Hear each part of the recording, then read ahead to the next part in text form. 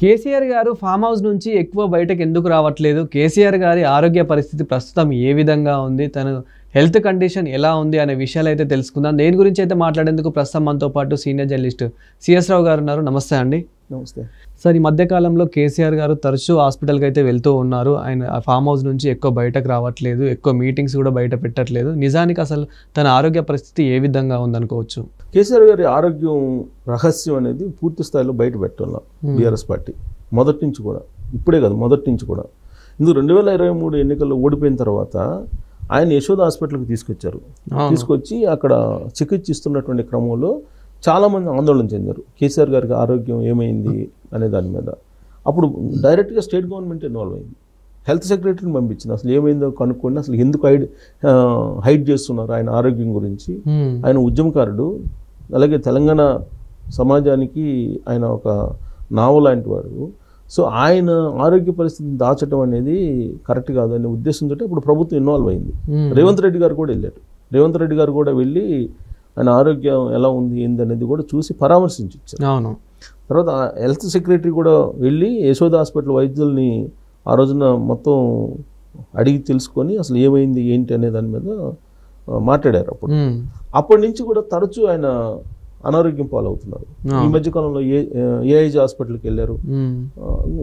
తరచూ నెలకు 1-2 సార్లు ఇలానే వినిపిస్తుంది మనకి. అంటే ఎప్పుడు చూసినా కానీ ఈ నార్మల్ టెస్ట్లే అని మాత్రమే చెప్తున్నారు, కానీ నిజానికి అసలు మీరు అన్నట్లయితే బయట పెట్టడం లేదు. ఏఐజీ హాస్పిటల్కి వెళ్ళినప్పుడు కూడా ఇవి నార్మల్ టెస్ట్లే అని చెప్పడం జరిగింది అని చెప్తున్నారు. ఇది కొంత ఆయన అభిమానులకు ఆందోళన కలిగించే అంశం. ఎందుకంటే కేసీఆర్ గారికి అభిమానులు ఒక తెలంగాణలోనే కాదు, ఆంధ్రాలో కూడా అభిమానులు ఉన్నారు.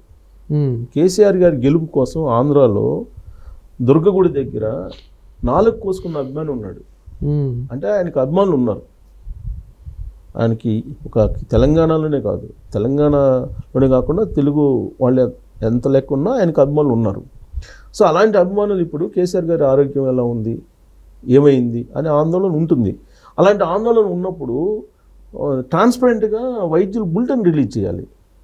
జనరల్గా ఏంటంటే ఇలాంటి వాళ్ళు అనారోగ్య పాలైనప్పుడు హెల్త్ బులెటిన్ రిలీజ్ చేస్తారు. ప్రతి గంటకి హెల్త్ బులెటిన్ రిలీజ్ చేస్తారు. సహజంగా నీకు సెలబ్రిటీస్ ఎవరు హెల్త్ బాగాలేకపోయినా కానీ హెల్త్ బులెటిన్ రిలీజ్ చేస్తారు. కానీ ఏంటంటే అభిమానులు ఉంటారు, వీరాభిమానులు కూడా ఉంటారు కొంతమందికి. ఆ వీరాభిమానులు ఒక్కోసారి ఏదైనా చేసుకోవచ్చు. కొంతమంది కోసుకునే వాళ్ళు ఉంటారు, అందుకు రకరకాల పూజలు చేసుకునే వాళ్ళు ఉంటారు, ఆయన బతికించుకోవాలని ఇలా ఉంటారు.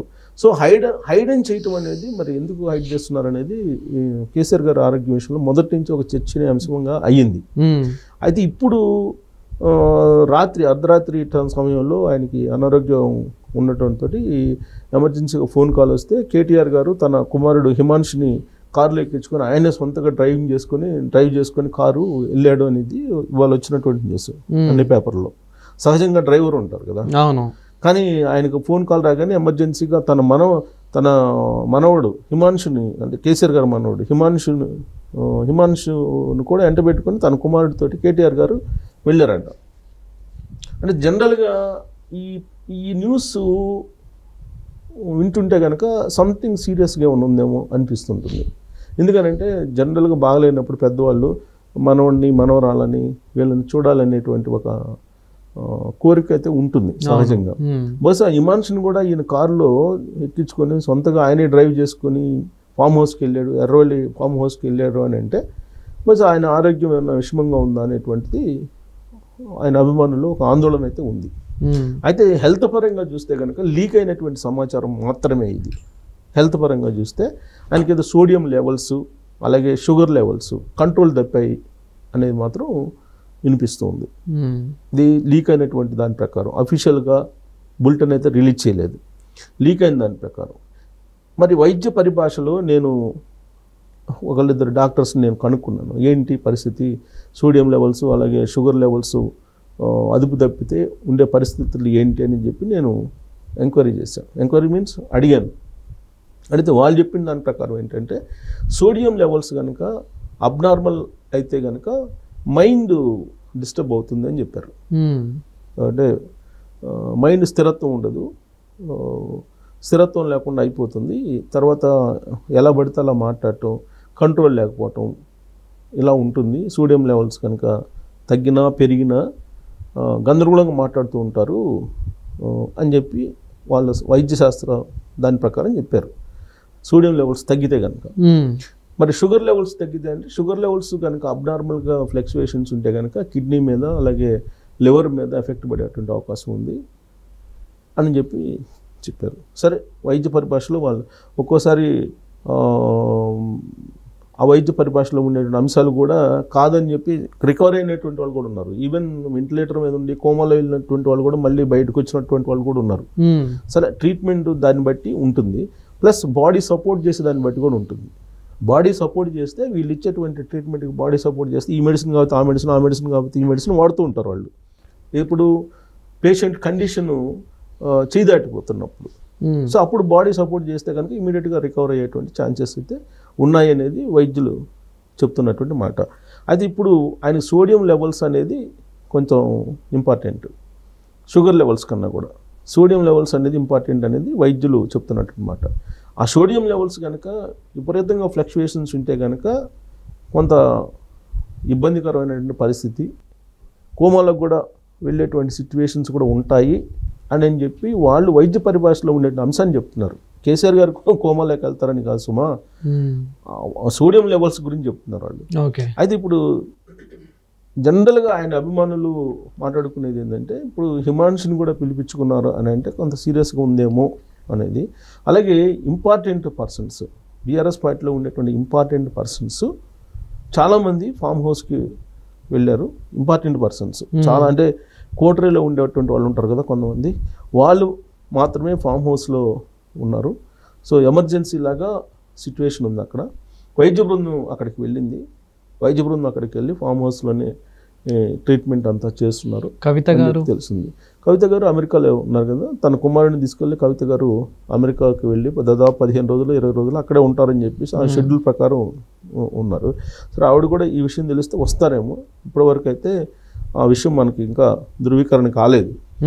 అయితే రీసెంట్గా బాగలేనప్పుడు దాదాపు 15-20 రోజుల క్రితం కూడా ఆయనకు బాగలేదు. అప్పుడు మాత్రం కవిత గారి దగ్గర ఉన్నారు. కవిత గారి దగ్గర మనకి కనిపించారు. హాస్పిటల్ నుంచి ఈయన్ని స్ట్రక్చర్ మీద తీసుకొచ్చేటప్పుడు హాస్పిటల్ నుంచి కవిత గారే పక్కన ఉన్నారు ఆ రోజున.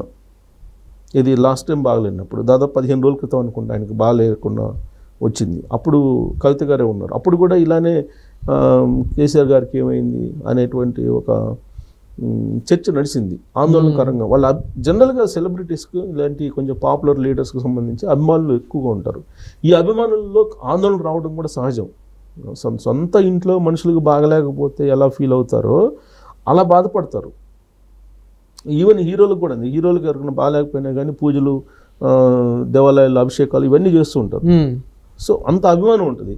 కాబట్టి ఖచ్చితంగా కేసీఆర్ గారి హెల్త్ గురించి బులెటిన్ రిలీజ్ చేయాలి, ధర్మం అది అభిమానుల దృష్ట్యా. ఓకే. సో కేసీఆర్ గారికి ఫస్ట్ నుంచి కొంత అనారోగ్యం ఉంది అనేది జనరల్గా అందరూ తెలిసినటువంటి అంశమే. అదే ఇప్పుడు 2014 నుంచి కూడా ఆయనకి ఏదో లివర్ సమస్య ఉంది అనేది వినిపిస్తూ వస్తుంది. బట్ ఆయన నేను హెల్దీగా ఉన్నాను, ఇంకొక 15 సంవత్సరాలు నేనే సీఎంగా ఉంటానని చెప్పుకుంటూ వచ్చారు. కాకపోతే ఇప్పుడు 2023 ఎన్నికల్లో ఓడిపోయిన తర్వాత నుంచి ఆయన హెల్త్లో కొంత ఇబ్బందికరమైన పరిస్థితులు వచ్చాయి. ఆ ఇబ్బందికరమైన పరిస్థితుల దృష్ట్యాన్ని తరచూ ఈ మధ్య హాస్పిటలైజ్ అవుతున్నారు. వారానికి ఒకసారి లేదా నెలకు 2-3 సార్లు ఇలా హాస్పిటలైజ్ అవుతున్నారు. ఏజ్ హాస్పిటల్, అలాగే యశోద హాస్పిటల్, ఇవన్నీ ఆయనకి పర్సనల్ డాక్టర్స్ కూడా ఉన్నారు, వాళ్ళు చెక్ చేస్తూ ఉన్నారు. బట్ ఇప్పటివరకు అయితే మాత్రం ఈ 2 అంశాలు మాత్రమే లీక్ అయినటువంటి అంశాలు. అవి అఫీషియల్గా ఎక్కడ కూడా బులెటిన్ అయితే రిలీజ్ చేయలేదు. కాకపోతే కొన్ని రోజుల్లో కోలుకుంటారు అని చెప్పి మాత్రం చెప్తున్నారు. కోలుకోవాలని మనం కోరుకుందాం. Thank you sir. Thank you.